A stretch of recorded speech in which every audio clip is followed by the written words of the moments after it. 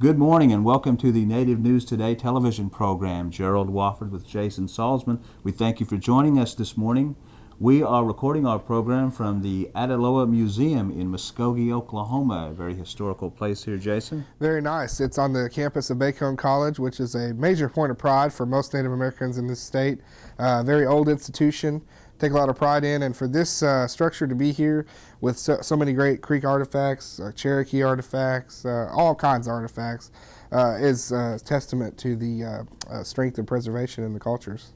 Well, we're going to be visiting with some of the people here that make this museum such a great place to visit and give you a chance to learn about the visiting hours and when they're open and the directions to the area. So we'll have that a little bit later in the program. We're also going to be visiting with Brian Frijo, Native American artist, rapper, and his sister Happy, who are talented musicians, are working on a hip-hop documentary. So we'll be talking with them here a little bit later in the program. Yeah, that's his sister. That's her name. That's not her demeanor. She's not happy. That's her name. No, she probably is happy. But, you know. That's true. That's true. Also, we'll be visiting with Osage Principal Chief Jim Gray, was recently re-elected to another term, and find out exactly his plans for the tribe there. Philip Kuhn, World War II veteran, Bataan Death March survivor. The city of Sapulpa recently honored him at the Historical Museum there, and going to get you caught up on what happened at those events there. Sure. City of Sapulpa gets major kudos for doing that, because Philip Kuhn is a treasure. He really is. All Native Americans in this state should look to him and know that the efforts put forth by Native Americans in armed force services over the years can be typified in that man's efforts by himself. He's been through a lot. So Philip Kuhn, very deserving, and we want to give him credit whenever we can. Plus, as last week, as you may have seen, we had an honor for Hatek Yerby, who's the young Choctaw Creek Seminole Marine that was killed in Iraq recently during the war there. A memorial scholarship has been set up in his fund, and we want to air that little piece again, give you all a chance to see if you're interested in contributing to a very noble cause. We'll have the mailing information, all that there too, scholarship set up in his fund. A little bit later, too, we visited with Chris Hill in Tulsa. It's a Circles of Care program there, very noble program there as well. Yeah, Chris Hill does a great job. He's a serviceman, and we like to highlight that anytime we can. People doing things for Indian people in Indian country, so that's what we're all about. We might as well have you on the program.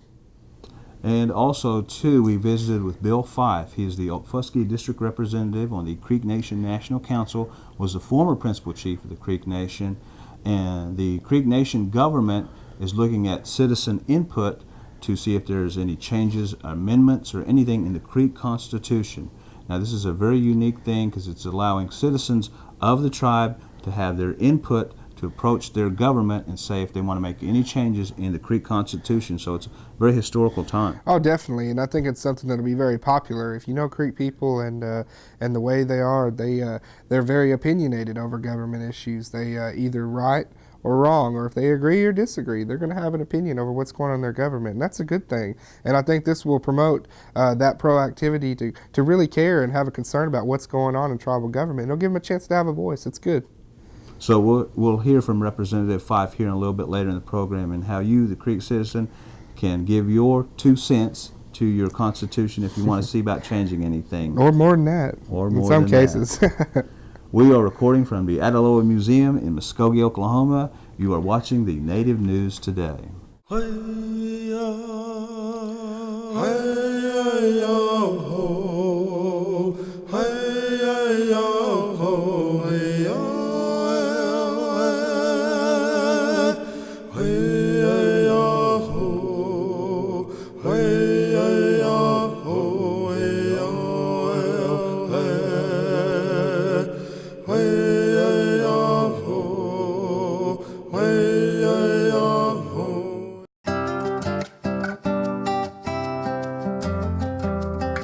Welcome to the New Tradition Clinic. Here, our patients receive individual attention and care as we help them overcome diabetic neuropathy, heal their non-healing wounds, and even prevent diabetic amputation by combining the latest electrical stimulation with more traditional healing methods that treat the whole person, not just the illness. We are the New Tradition Clinic, shining a new light on the diabetic patient. All right, we're here at yet another site of the Ataloa Lodge Museum here on the campus of Bacone College, and look who I caught up with here. It's the cultural interpreter, Mr. John Timothy, and accomplished flutist. Interprets cultures. I mean, what is it that this guy doesn't do? Well, I tell you, it's sometimes I wonder about that myself. What do I do? But I'm really very fortunate to be here, and it's such a treat to be able to work as a cultural interpreter. What in the world is that? First of all, what is that title? You have so many visitors here from all over the world, all over the United States, different parts of Oklahoma, even parts of Muskogee that haven't even weren't aware of the museum. They enter and they are just immersed in a world of Native America from northwest coast to southeast, southwest, you name it. Some portion of Native America is covered here. And so people are, like I say, immersed in Native America, and they have questions, and they can find some type of answer here where they can learn something about the country that we all know and love and possibly didn't know about. Definitely, and you say people didn't know about it, and a lot of people don't know about it, but they came here, and immersed is a great word, because you look around and there's not an inch of this place where you can't find something Native related. That's so true. This building was founded by Mary Stone McLendon. Her name in the Chickasaw language is Ataloa, which means little song. This is what her vision was for the students at Bacone College campus. Now it's a gift to the community by Bacone College. Bacone's a gift to the community. There are so many articles covered here. So you can't visit just once. You have to return. That's everybody that stops in says, "Oh, I just love this place. I'll have to come back," and they generally do. And they say, just being honest, I'm not just saying this for a plug, but people say, "This is my," I've been all across the country, all across the nation, and I just love this place. I love this museum, and it's because it's not cold. It's a very warm museum. We try to keep that Indian feel. Everything you see here is interpreted from the Native American perspective.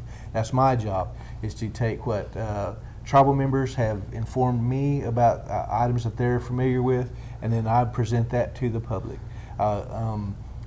To try to present it as delicately, because like I say, people have questions. They're afraid to ask sometimes certain things, and they are unsure how to approach it. And so I even have printed material that I give out for free. There's no admission charge to come in. We accept donations, but you're just free and welcome to come in. We're open every day from Monday through Saturday, 8 to 5, Sunday, 1 to 5. Sunday 1 to 5, every day 8 to 5? 8 to 5. Every day 8 to 5, Sunday 1 to 5, right? We generally close from 12 to 1 just so I can go grab some lunch. So Hey, I can go graze a little bit. We're not going to hate him for that. And we're Yeah. big fans of that kind of stuff here on this program. Hey, John, thanks a lot for letting us stop You in bet. today. Thank you, And buddy. thank you for being on the program. My John pleasure. Timothy. Our thanks again to the staff here at the Ataloa Lodge here in Muskogee, Oklahoma. Recently we caught up with DJ, rapper, musician Brian Frijo and his sister Happy. They're creating a documentary on the native hip-hop scene here in Oklahoma. Say, do you remember what you said?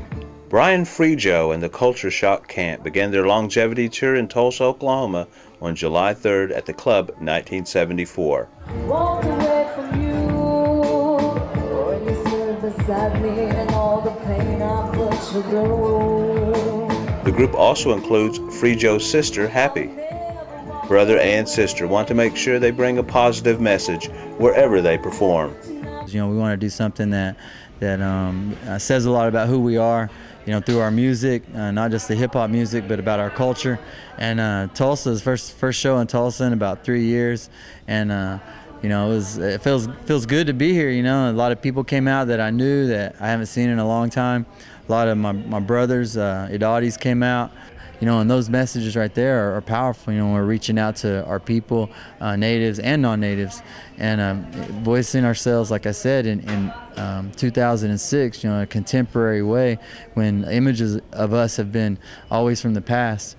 So to do these things, I feel good that I can be a part of something like that. Culture Shock is also working on a native hip-hop documentary and hope that through it, people begin to know what their movement is all about. Yeah, you can reach us at cultureshockcamp.com the MySpace, which is really big, really great for networking. It's myspace.com/cultureshockcamp, and I think Happy's is the same thing, myspace.com/happy. Might even be Happy Free Joe, and our Culture Shock promotions. You know, any email we get, it goes there and it gets to us. You know, if you have an event, you know, back to school, powwow, concerts, conference, you know, anything that you're putting together, you know, you want to do something like this, you know, your youth are into, you know, the hip hop culture or this kind of music, you know, we definitely would love to come out and be a part of that event, you know. And our thanks to Brian Friedrow and his crew. They're reaching out to a new genre of entertainment for Native Americans and doing a great job. Recently, in Gerald's hometown of Sapulpa, he was there to catch up with Philip Kuhn, who was being honored by the city for his efforts as a World War II veteran and a survivor of the Bataan Death March, a very treasured man and a veteran, Philip Kuhn. And also, Gerald wanted to give people at home another chance to hear the story of Hatak Yerby.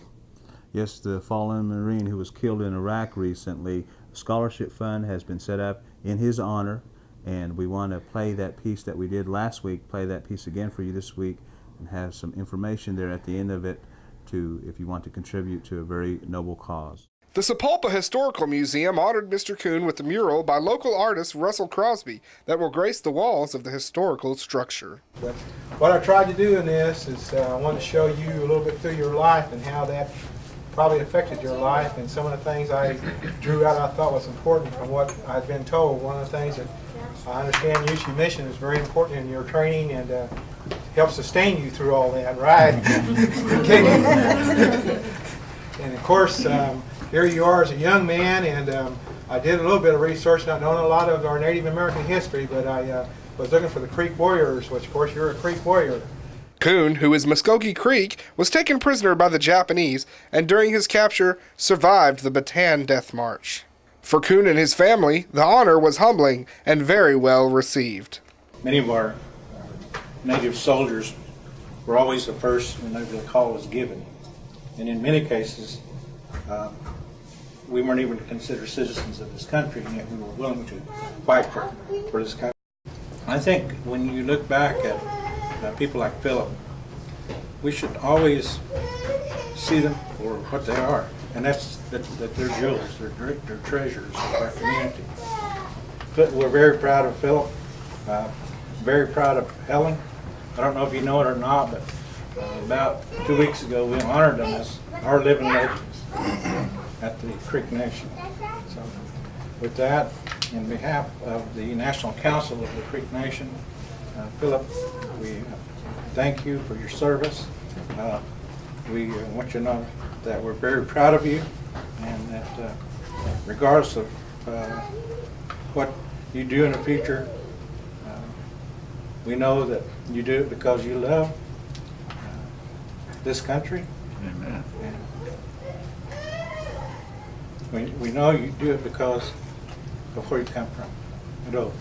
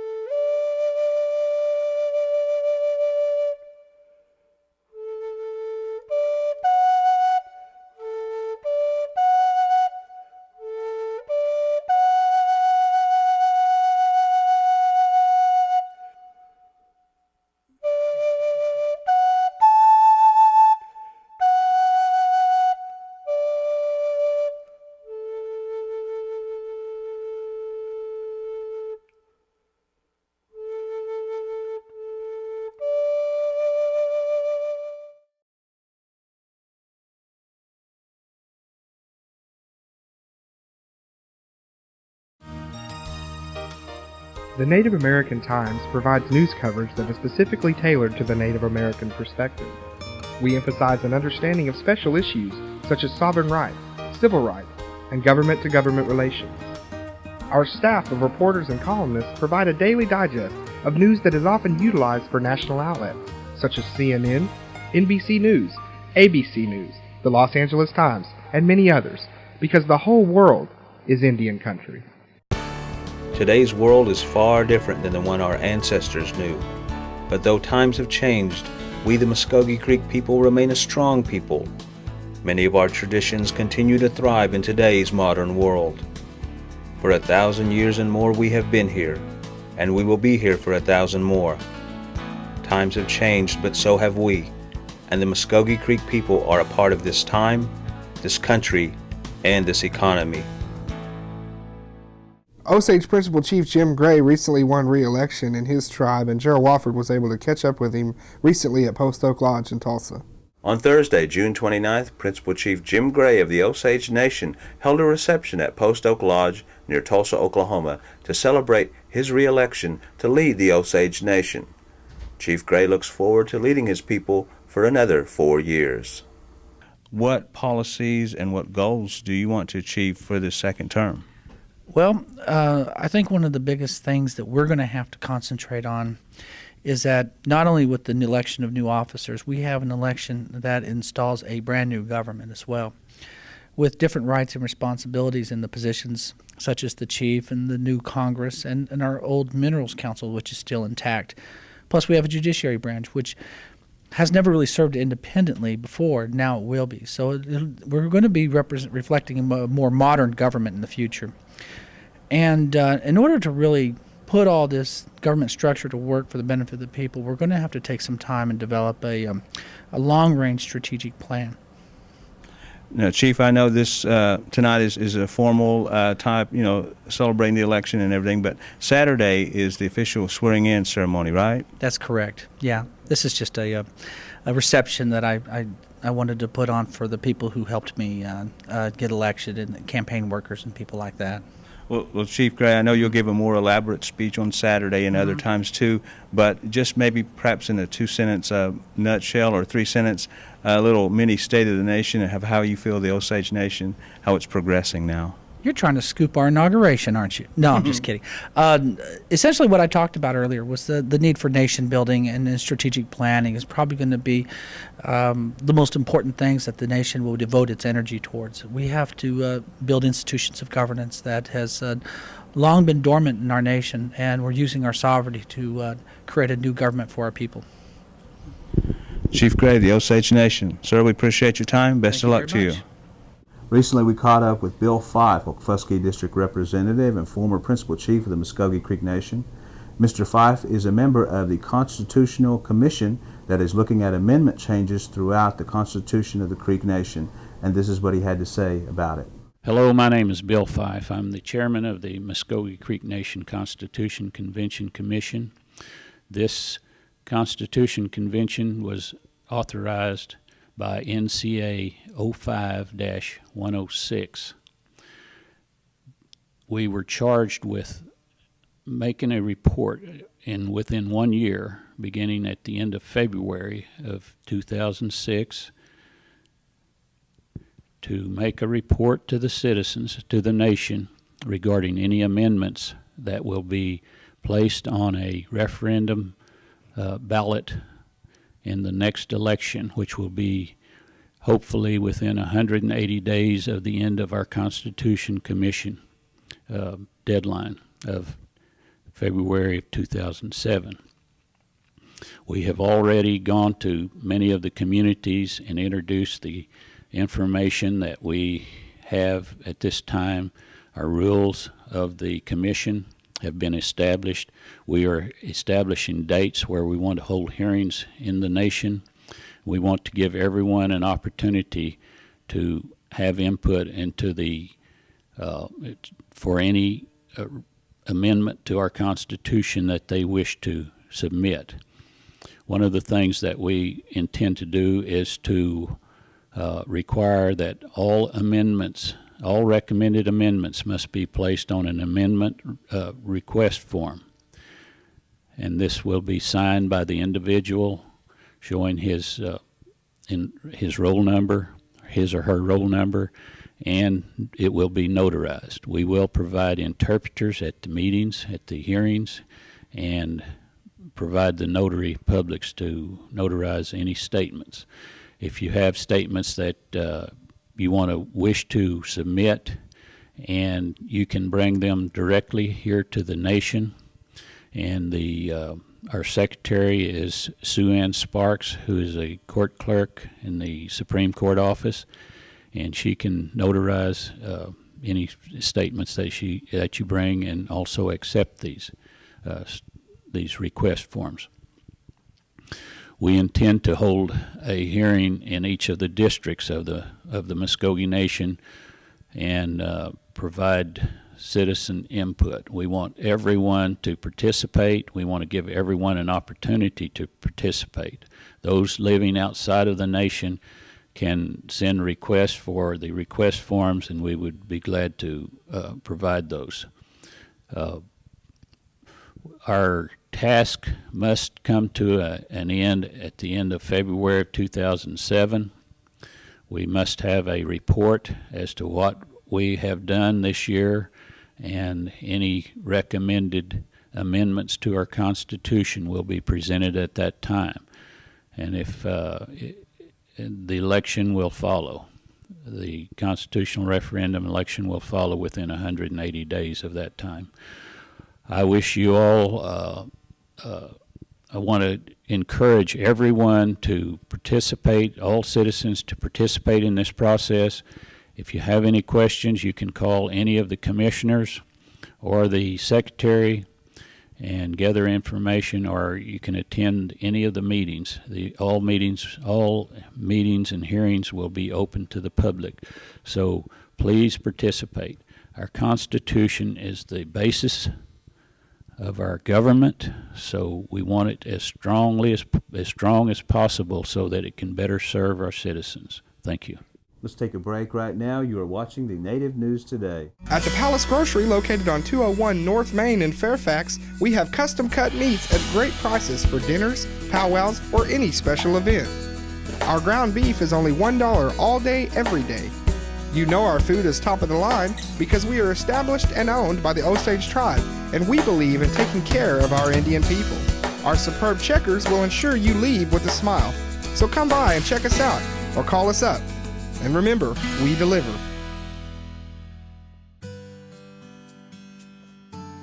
Have you been denied your Social Security disability claim? Owen Parvin and Associates can help you get what you rightly deserve. We're willing to go with you every step of the way and can take your claim through the system to get the results you need. And our help is at no risk to you. If your claim doesn't produce winning results, our services don't require compensation. Owen Parvin and Associates. We're willing to fight to make sure that your affairs are always handled fairly. And welcome back to the Native News Today. Gerald Wofford with Jason Salzman.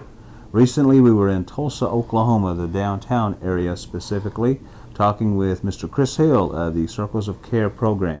We are here at the Indian Healthcare Resource Center of Tulsa, and we are with Mr. Chris Hill, who is with the Circles of Care program.